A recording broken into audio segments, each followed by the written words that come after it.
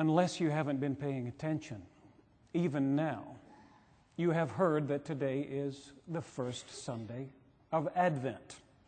For those of you who are still new to this tradition, Advent is the first season of the Christian year, a 4-week period of getting ready for the coming of Christ. Not only to celebrate His first coming, but also in a very real sense, to prepare our hearts and minds for His eventual second coming. It is a wonderful season filled with beauty and power, but this year we're going to do it just a little differently. Instead of waiting for Christ to come to us as we always do, we are going to go to Him, traveling through Luke's story of Christmas, accompanied by the traditional themes of the Advent season: hope and peace and joy and love. On this journey to the manger, we will spend some time with Zechariah and Elizabeth, talking about hope. Some time with Gabriel and Mary, talking about peace. Some time with Mary and Elizabeth, talking about joy. And finally, appropriately, some time with Joseph and Mary, talking about love. It's going to be a wonderful journey. And it begins with an old man and an old woman who want something they can't get. Luke says, in the days of King Herod of Judea, there was a priest named Zechariah who belonged to the priestly order of Abijah. His wife was a descendant of Aaron, and her name was Elizabeth. Both of them were righteous before God, living blamelessly according to all the commandments and regulations of the Lord. In other words, if there ever was a couple that deserved the full measure of God's blessing, Zechariah and Elizabeth were it. Zechariah, a priest from the order of Abijah. Elizabeth, descended from Aaron, the brother of Moses, the first high priest in the land of Israel.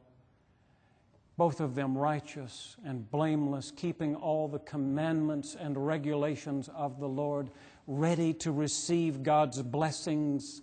But there was a problem, as there is in every good story. And the problem in this story is that they had no children, because Elizabeth was barren, Luke says, and both of them were getting on in years. Now, when I read this passage to women, they often say to me, how do we know it was Elizabeth who had the problem? Maybe it was Zechariah, who was barren.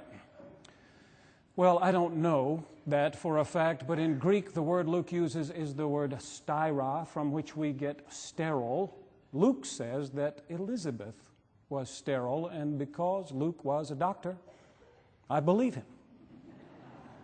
But it wasn't only Elizabeth's fault. You notice that he says both of them were getting on in years, not only Elizabeth, but also, and maybe especially, Zechariah was getting on in years. If ever they had held out the hope that they might someday have a child, that hope was wearing thin.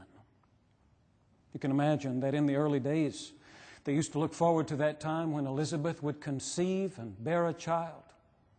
And then as those days turned into weeks and months and years, they began to pray, "Dear Lord, give us a child. Give us a child."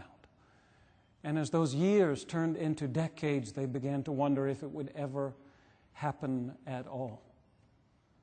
Eventually, they may have given up hope. Or maybe it was only one of them who gave up hope. I can picture Zechariah inviting Elizabeth into the bedroom and her shrugging her shoulders and going back to her knitting. What would be the point, really? It's like that for us sometimes. If we have to hope too long, we begin to lose hope. Some of you in this congregation have hoped for a child you are still praying for. Some may be hoping for a rebellious son, praying that he will come home again and return from those ways in which he has been traveling. Some of you may be waiting for that true love that has not yet come, but you keep hoping, praying. If it takes too long, though, eventually hope wears out, runs dry. you stop saying those kind of prayers.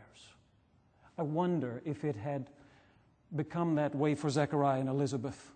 If they no longer prayed like they used to pray for a child, maybe their hope had run out. But Israel's hope had not run out. For centuries they had been waiting and praying for a Messiah, someone who would come and deliver them from their enemies, someone who would restore Israel to its former glory. They watched and waited for that day when God would hear their prayers and send them a Messiah. On this first Sunday of Advent, we typically read passages from the Gospels about the second coming of Christ. And usually I preach on that theme on the first Sunday of Advent. I talk to members of the congregation about Christ's eventual return, and sometimes they look back at me as if they had lost hope that Christ would ever come back. It's been 2,000 years now, they say. How much longer should we wait and hope and pray for something that will never happen? Hope wears thin. Sometimes people give up. They stop praying for the things they want most. Maybe even Israel had come to that point after 400 years of silence, without the voice of a prophet in the land. Maybe they had begun to think that their Messiah would never come. Maybe they had given up hope.